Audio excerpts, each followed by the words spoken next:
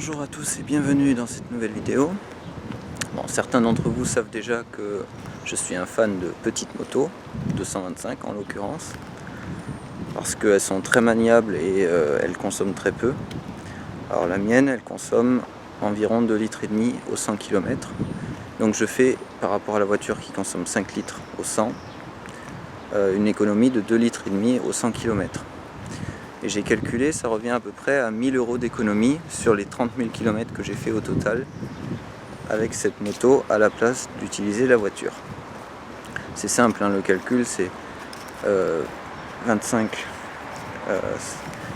litres au 100 km, ça fait 25 litres au 1000 km, 10 fois plus, 250 litres aux 10 000 km, et donc aux 30 000 km, 3 fois plus, 750 litres. Comme l'essence coûte entre 1,30 € et 1,50 €, ça fait plus de 1000 € d'économie. Bon, et donc dans cette vidéo, je vais vous montrer comment je monte un kit 150 sur 725. Le but c'était d'avoir un peu plus de puissance sans pour autant augmenter la consommation. C'était l'expérience que je voulais tenter. Alors par contre, je découvre avec vous, hein, donc je ne sais pas exactement comment est monté ce moteur. Et donc c'est pas un tutoriel, ça s'adresse à des gens qui sont intéressés par la mécanique. Bon, donc ça c'est le kit. Tu peux tenir peut-être la caméra. Donc avec le joint de culasse. Le joint... Non mais... tu filmes. Avec le joint de culasse en métal, le joint d'embase en papier, en carton, les segments pour le piston, j'espère qu'ils sont dans le bon ordre. On a ça c'est les joints de queue de soupape, on a l'axe pour le piston, on a les petits clips pour les côtés du piston et le piston lui-même. Donc les clips ils viennent là et l'axe il traverse le piston. Tac. Donc le kit il comprend tout ça.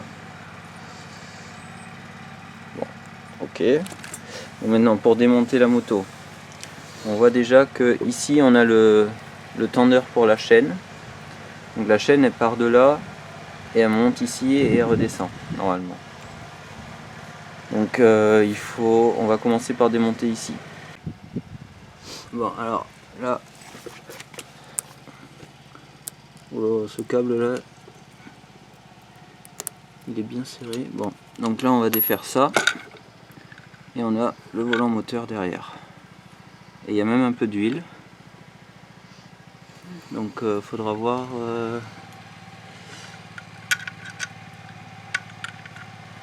Alors ici on a le stator de ce côté-ci. D'accord. Donc c'est ici qu'est produit le courant et qui a le capteur point mort pour savoir où est placé, quand faire l'étincelle en fait. Ok. Les boulons sont pas tous de la même longueur. Donc on a celui-ci en haut à gauche et celui tout à droite qui sont plus longs. Donc ça c'est, faut s'en souvenir. Maintenant ici, est-ce qu'on a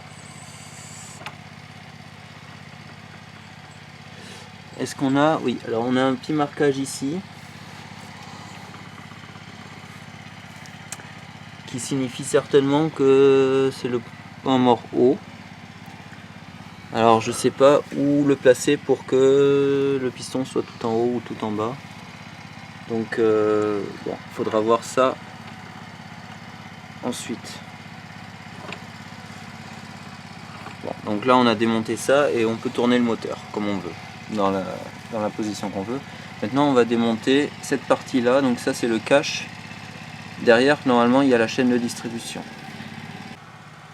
Alors là on a le cache et derrière il y a bien la chaîne de distribution. Donc quand on tourne ici, ça tourne en haut. Et on a aussi un marquage ici. Sauf qu'on n'a pas de marquage sur le contour. Donc il faudra bien la repositionner la chaîne. C'est ça le problème.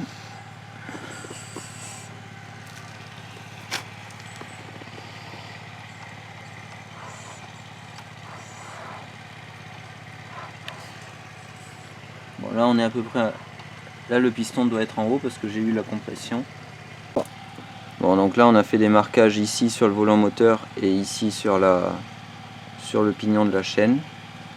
Donc c'est juste pour pouvoir après remettre la chaîne au bon endroit. Donc maintenant on va démonter le tendeur de la chaîne et puis le système d'injection là, et puis tous les supports qui tiennent la culasse. Bon, donc on a réussi à défaire la chaîne par devant et le pignon il est en face, donc là il tourne librement jusqu'à ce qu'il soulève les soupapes. Donc là il bloque, c'est quand on essaye quand il appuie sur les soupapes en fait. Bon, donc là on a un petit problème parce que les boulons bloquent. Ok. Bon, mais on va quand même essayer de défaire la culasse. Bon, donc la culasse elle bouge.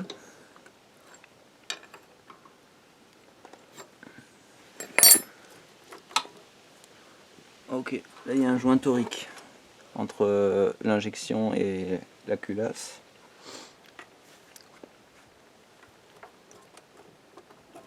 Et à part ça, il y a le pot d'échappement qui bloque. Bon, donc il faut défaire le pot d'échappement avant. Donc on est bien obligé. Ah, il y a Simon en plein milieu. Oh putain, mais... Bon, donc il a fallu démonter le moteur. Il est ici. Alors pour démonter le moteur, bon, il y a quasiment tout le travail qui est fait. C'est surtout cette traverse là avec la béquille qu'il faut démonter. Tout le reste était déjà défait quasiment. Donc bon, vaut mieux démonter le moteur avant même de dévisser la culasse. Let's go. Donc on a démonté le piston. Donc les circlips là, qui, comme d'habitude, hein, qui tiennent le piston sur le côté ici. Voilà. Voilà, maintenant il faut qu'on mette les segments sur le nouveau piston. Alors il y a un ordre. On va regarder sur l'ancien. Donc on a le segment noir qui est en deuxième position. Il y a le segment blanc, enfin brillant, qui est en première position. Et après il y a le segment racleur d'huile là. Donc, qui est composé de 3 segments en réalité. Donc on va commencer par mettre l'ensemble racleur d'huile. Voilà.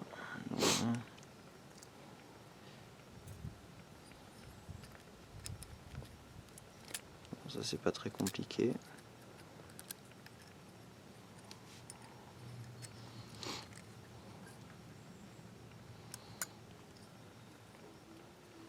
C'est le plus simple même.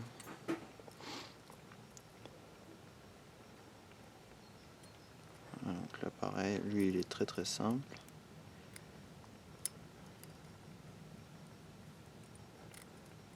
Ah non, il faut mettre celui-ci en premier et les autres après. Ça j'avais oublié. Eh bien.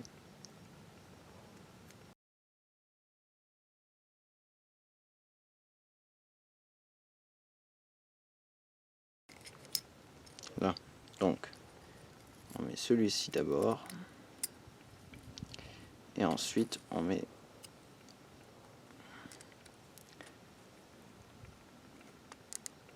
celui-ci en dessous, ici et ici. Puis on prend celui-ci qu'on met par dessus.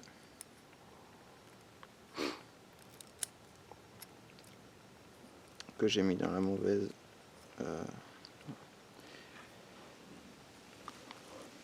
Là.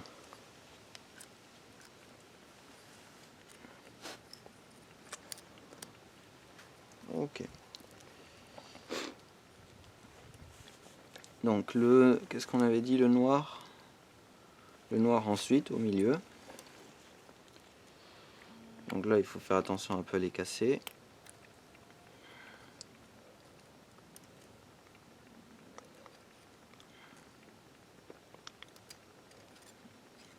Est-ce que c'est les numéros vers le haut ou pas?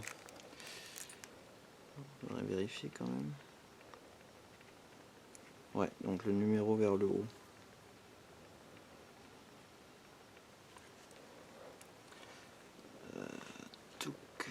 Voilà, donc là il y a écrit 2R et je mets le numéro vers le haut.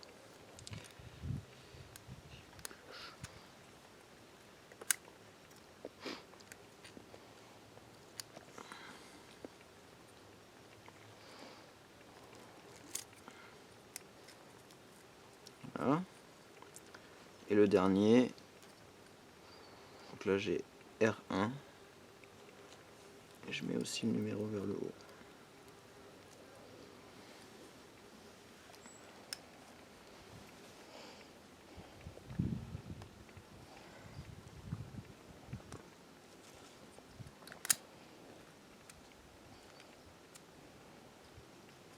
Et hop là. Bon.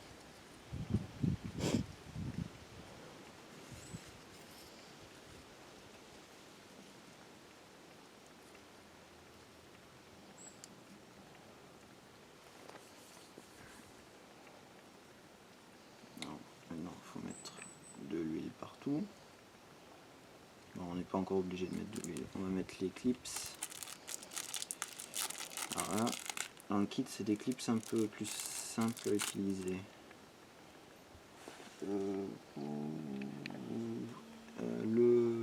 L'axe.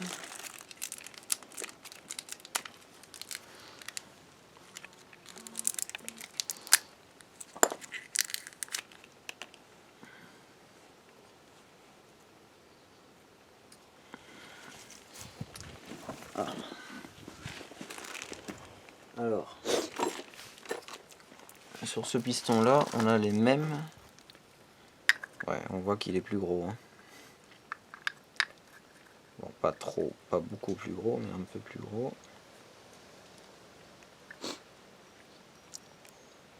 Est-ce qu'on a les mêmes creux pour les soupapes ou pas? Alors, c'est la soupape échappement qui est plus petite. Hein. Ouais. Sauf que là,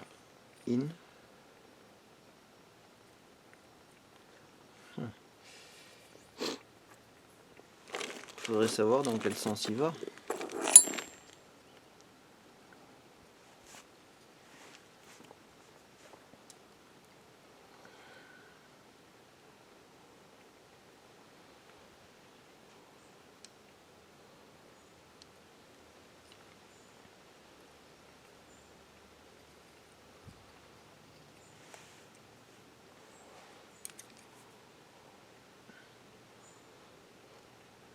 Sur le piston d'origine, il y a une flèche au moins.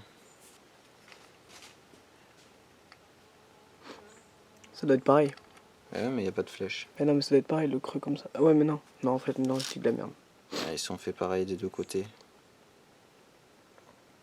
C'est bête ça.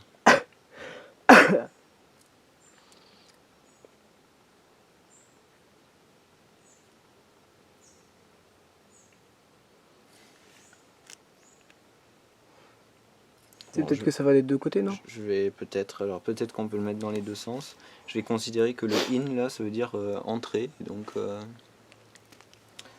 l'entrée, bah, c'est là où rentre l'air. Bon.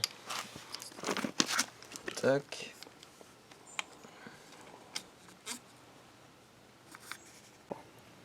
Bon, donc on a mis de l'huile. Hein. Et plus qu'à enfiler les clips. Donc là, il y en a un. De l'autre côté.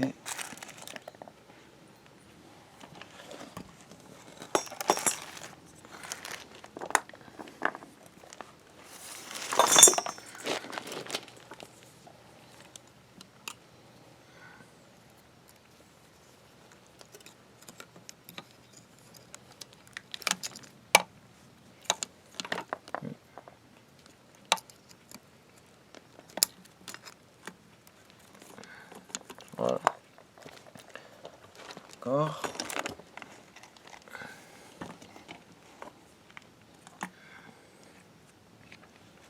Maintenant, il faut bien mettre de l'huile sur les segments.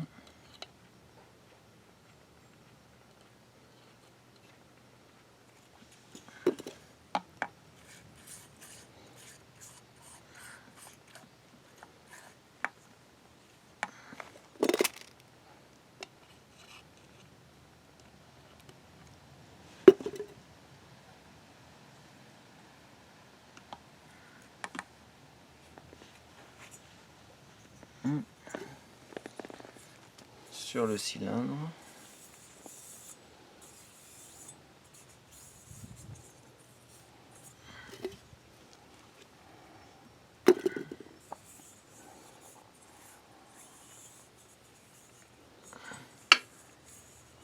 Alors vous pouvez voir que sur le cylindre avec le kit il y a écrit 123 cm3 comme sur le cylindre d'origine.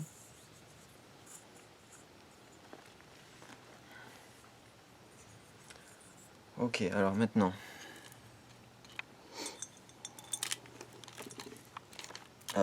non, il faut d'abord réussir à faire en sorte que la chaîne soit bien prise dans le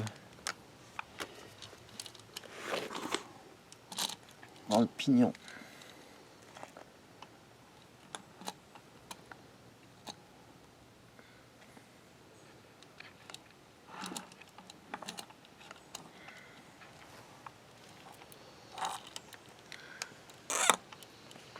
Ok, donc là elle y est. Maintenant,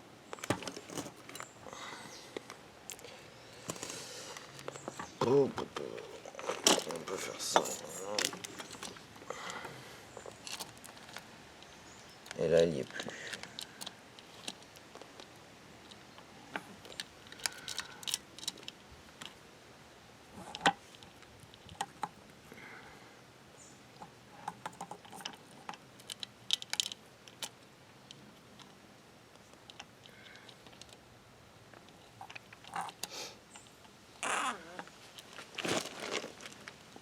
Alors peut-être qu'on peut enfiler. Non, ça m'étonnerait qu'on puisse enfiler le cylindre. Bon, je crois qu'il faut que tu arrêtes de filmer. 3. Bon, donc là on a réussi à remettre le cylindre. Ne pas oublier le joint d'en base. Là, ça c'est le tendeur pour la chaîne. Et ici, il y a cette partie-là qui vient se mettre ici et se coincer entre la culasse et le cylindre. Voilà, donc maintenant il faut juste remettre la culasse, mettre tous les points de repère en face et remettre la chaîne par-dessus le pignon qui est ici. Voilà. Donc pour retendre le tendeur, il suffit de prendre un petit tournevis fin plat et puis de serrer comme ça.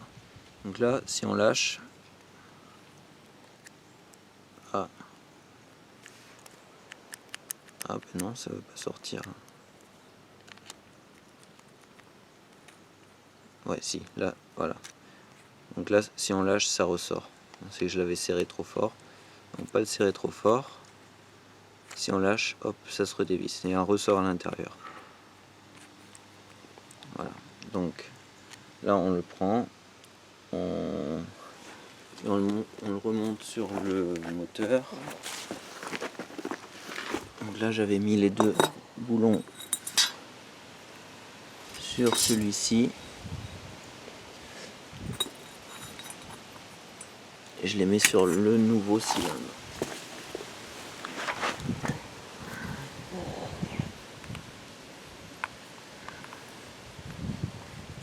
C'est dans l'autre sens.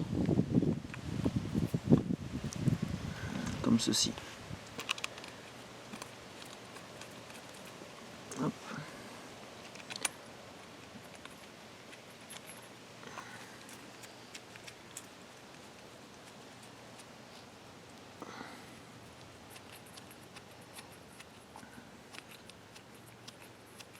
Donc là normalement il faut mettre de la pâte à joint derrière, mais là je le remonte comme ça pour l'instant. Pour montrer juste. Et hop, on dévisse.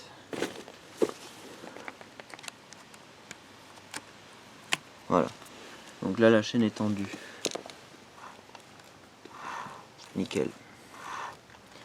Donc, là, ok. Bon, donc on a réussi à remettre les points de repère en face et à remettre la chaîne dessus. C'était fastidieux, on a dû s'y reprendre à plusieurs reprises, mais ça a marché. Souvent la chaîne elle rippe du pignon en bas et donc on a du mal à la garder dessus pendant qu'on monte la culasse.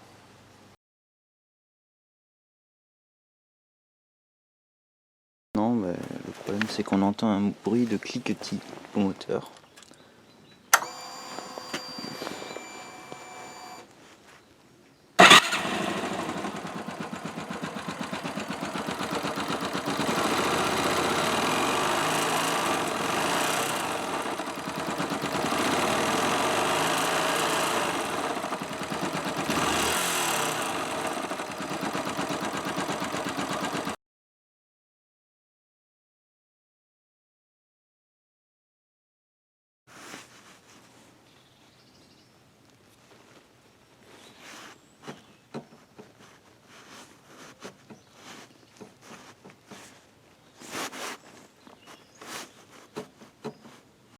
Bon, donc vous voyez que j'ai un problème.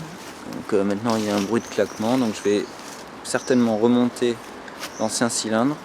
Et en plus j'ai du jeu dans le vilebrequin maintenant. Alors je sais pas s'il y avait ce jeu avant déjà. En tout cas j'achète un extracteur pour le volant magnétique. J'achète un joint de culasse. Et je regarde d'où vient le jeu et après je remonte l'origine. Voilà, donc ça c'était un kit le moins cher, c'était le kit le moins cher sur RRD Préparation, un site internet qui vend des pièces de moto. Bon, voilà, donc je suis assez déçu parce que bon, si ça me casse mon moteur c'était quand même dommage. Voilà, donc la prochaine vidéo ce sera sur le démontage et voir les dégâts. En attendant,